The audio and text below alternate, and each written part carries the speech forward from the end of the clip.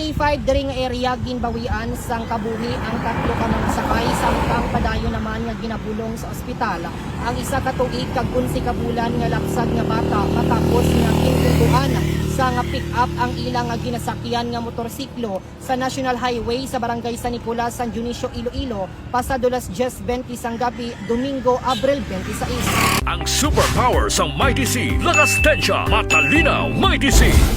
Ginkilala ang mga napatay amo Sanday alias Daniel 21 anyos alias Angel 23 anyos sang barangay Ardimel Sara kag si alias Gisrel 12 anyos sang barangay Poblasyon Ilaya Sara Iloilo samtang pilaso naman si alias Scarlett isa ka tuig kag 11 ka bulan nga anak nanday Angel kag Daniel. Nahibaluan man nga nagabusong pa si alias Angel.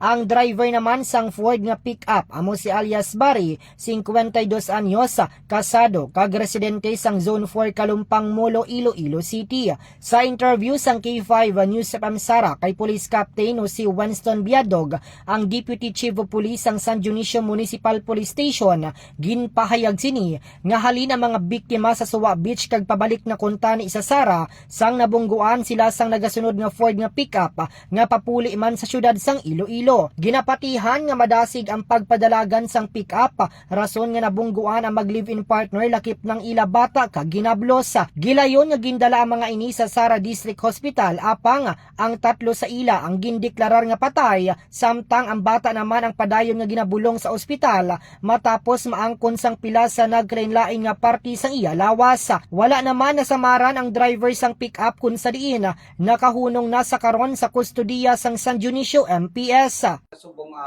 nagapadayon ang pag-istorya ng isang both party, no? Katon nga victim kagang nakabunggo sa ila, kung sa din nga ginistoryahan nila kung paano nila ano nang isang naging resulta sa aksidente, no? Kung pwede nila masita o kung mag-file sang kaso. Balita nagikan diri sa Panwa sang San Dionisio ini naman si K5 Reggie Tresla na limahin para sa kampiyon nga balita serbisyo publiko ang kalinawan sa Quinto Distrito. K5 News FM. Ako na pamatud-an nga epektibo gid ang klinika Divri Bayo batok sa ubo.